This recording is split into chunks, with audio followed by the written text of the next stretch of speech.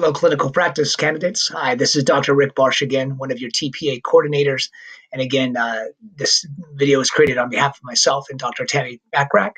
This is our third podcast. We're actually going to cover the rest of step one, or a good deal of it. We'll see how far we get. But I wanted to draw your attention to this particular what's called the assessment guide. This is in the materials that you've seen that we've sent to you. You can also find this on the CalTPA website.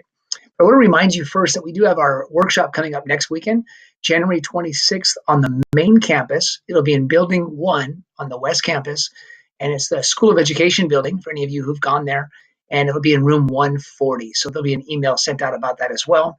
Look forward to seeing you there. It should be a great time to be able to kind of network with others and bounce ideas off of others and get further explanation on some of the prompts. So we'll see you there. This is the assessment guide, and what I wanted to draw your attention to about that assessment guide, we looked at this last time, is just, again, what goes into this particular step one. If you look right here on the screen, you can see this is a focus on, again, on 3 focus students. It's a focus on one particular content-specific pedagogical lesson. If you're doing multiple subject, remember, you'll do cycle 1, either language, arts, or math, and then flip-flop and do language, arts, or math on the second. You single subject folks, obviously it's a focus on your particular subject area. This is very critical, and that is this UDL, the inclusion of UDL principles, which you should have learned about by now. That is multiple means of engagement and representation and so forth, should be embedded within your lesson, looking to create access for all students. This is what's going to set your TPA apart from being merely a 2 or 3 and moving on up the continuum to receive a score of even a 4 or 5. So this is a critical piece that can sometimes be easily left out, but shouldn't be, especially when we think about closing the achievement gap and really meeting the needs of all learners. And you can see here kind of the breakdown of this evidence. This is just for step 1, cycle 1. That, again, your narrative you'll have of getting to know your students could be up to 5 pages. There'll be the lesson plan, which we'll cover more today. And then there'll be, of course, the written narrative that goes along with that lesson plan, which can be up to 5 pages, followed by up to 8 pages of any resources. That could be things that you scan from a textbook and so forth that you want to upload as resources that are evidence for your step 1 on your lesson plan. So let's go to move forward from there. Look at rubric. This is a critical piece to look at. This comes from your evidence chart, which again can also be found on the CalTPA website and in the resources we've sent you. But again, breaks it down into each of those pieces that we just mentioned ago of step 1, your written narrative, getting to know your students, the lesson plan, the written narrative, and then any materials.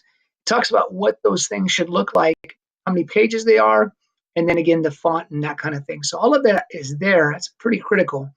The other thing I'd like to show you, going back to the assessment guide, is if we go down to the rubric, you go all the way down here, you will find a rubric for every step of the, every step of the lesson cycle, cycle 1. And if I start here with rubric 1 of cycle 1, you can see that a score of 1 or 2, which is not what you want to get, and you can kind of see what's expected in level 3. These things identify what kind of evidence that you're going to use to determine that students met your learning goal. So how will you know that they know is really the issue. How do you know they met your learning goals? So you want to have specific narrative language of, here are my learning goals, here's what we did, and here's eventually how I know that they met those goals. They're going to look for that. They're going to look for whether or not there was rigor involved in your activities and that they were appropriately engaging and challenging. If you go down further, there's one more piece of this, and that is that it's evidence of modeling and scaffolding to make sure that the students reach those learning goals. In other words, they don't want it to be kind of a one and done kind of thing, and that these learning activities should include higher order thinking and academic language development. So this is just a score of 3, folks. You'll notice once again, if you're going to score a 4 or 5, it's using and applying UDL principles, making sure that you have appropriate accommodations and adaptations for your focus students.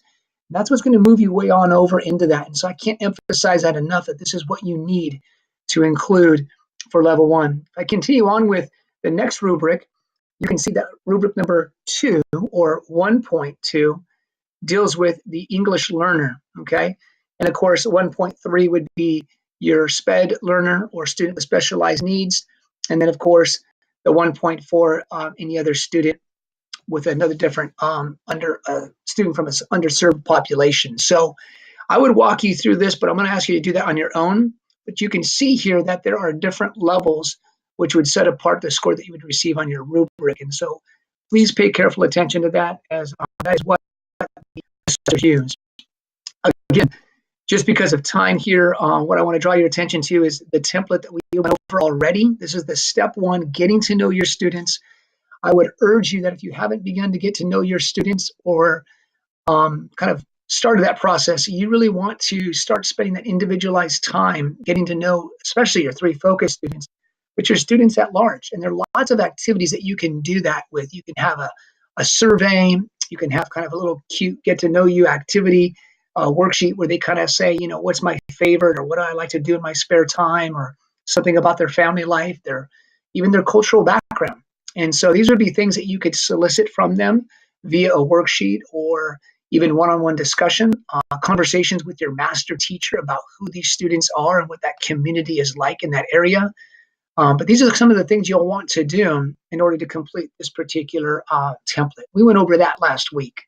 Where I'd like to spend the rest of our time looking at the very next step, which is the template. And I briefly went over this, I want to give a little more attention to it.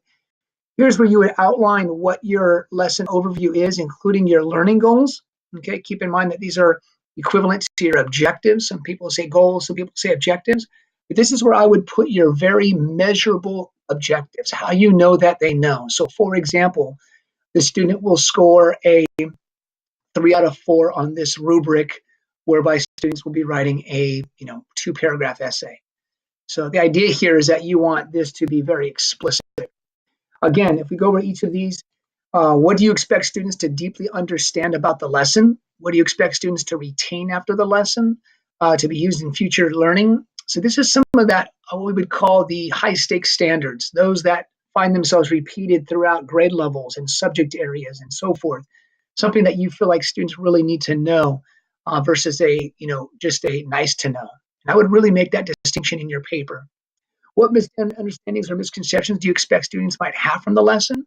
Maybe there's some higher order thinking that's involved, or a complex task or a multi-step task that's included. Those would be the things that you might put there. And I want to urge you that this is okay to talk about what you think wouldn't go well or what eventually didn't go well. Because the idea here is that we want you to be a reflective thinker. That's what the assessors are looking for. Remember, it's plan, teach and assess, reflect, and apply. So the idea is that you're learning from your students, you're learning from that experience, what went well, what didn't, and what I could do to improve. What knowledge and skills do you expect students to have after engaging in the lesson? What essential questions will you ask? These would be the overarching questions, overarching ideas. Some people call them the big ideas, but they're really questions such as, how does the Constitution guard against tyranny? How does photosynthesis affect, perhaps you might say the life cycle, or affect the food chain? But those kinds of questions that really are overarching and things that you really want the students to come away with. And how do they meet the learning goals? What will students do to demonstrate achievement of content during the lesson? So this is specifically what they're going to do. This would be what we call the proving behavior. You can steal those words and put that in there, of what students would do to meet those objectives. How will you know students understand the content? What will they actually produce that? And then finally, we'll end here. And this is what activities will the student be involved in during the lesson. Again, this is where we don't mistake activity for achievement. So earlier we talked about how they met the goals. Here's what is it that students will do and to support their achievement of the goals. How will you group students and manage that? That's pretty simple. What instructional strategies will support students through multiple modalities? So what access will you give them as we think about UDL? Maybe someone is coming to you and sharing things via a one-on-one conversation versus maybe something that they turn in like an essay. What resources and materials will be used, specifically what technology might students be engaged in? This is really big for the assessors. And there it is again, UDL principles along with adaptations and accommodations. So please be explicit about this. Remember, you're writing as if they're writing to a substitute that's teaching your class that knows nothing about your content or students. So Be detailed, be explicit.